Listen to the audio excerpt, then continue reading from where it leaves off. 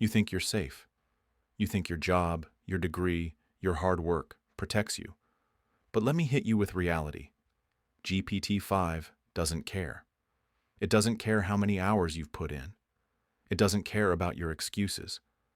It doesn't care about your comfort zone. And if you don't adapt fast, you will be replaced. So, tell me this. When AI is evolving faster than you are, who do you think will win? Deconstruct the problem. Here's the truth most people are too scared to admit. You're not losing because AI is too powerful. You're losing because you're too comfortable. Most people hide behind lies. Oh, this tech stuff isn't for me. I'll figure it out later. I won't affect my field. Really? You're that naive? Every field is being disrupted. Writing, coding, design, teaching, business, even creativity, the thing people said I could never touch. It's already there.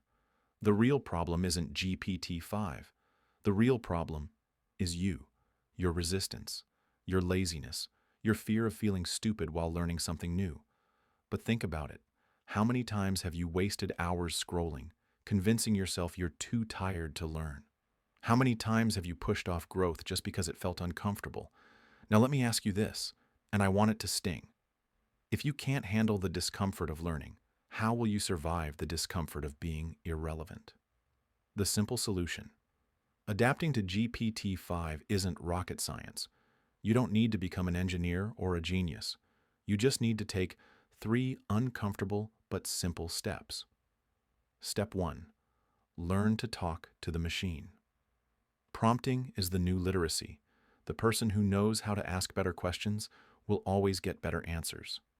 Start small. Test things. Fail fast.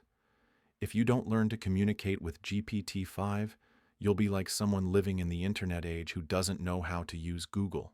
Step 2. Merge it with your skills.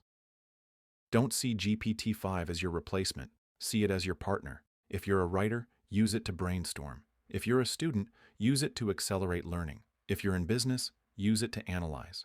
The winners won't be AI versus humans. The winners will be humans who adapt plus AI. Step 3.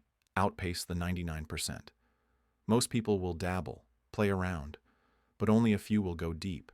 Be the one who studies case uses, experiments daily, and actually builds with it. Remember this.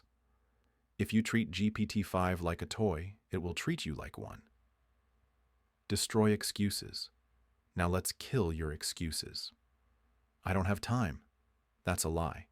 You spend 3 hours a day on TikTok. That's enough time to master prompts. It's too complicated. It's literally built to be easy. GPT-5 speaks your language. You're just scared of looking dumb.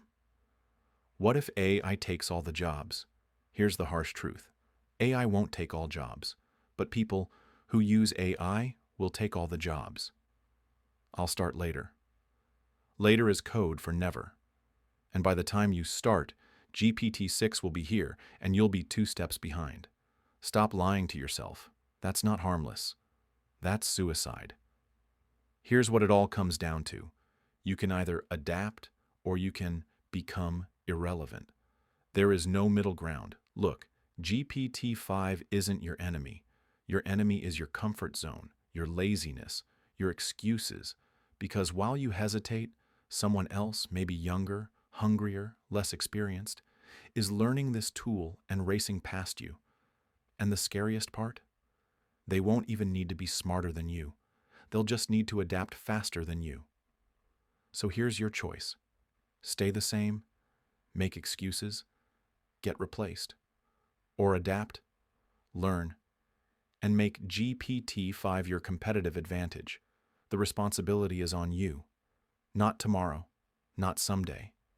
Now. Because if you don't learn this now, GPT-5 will replace you.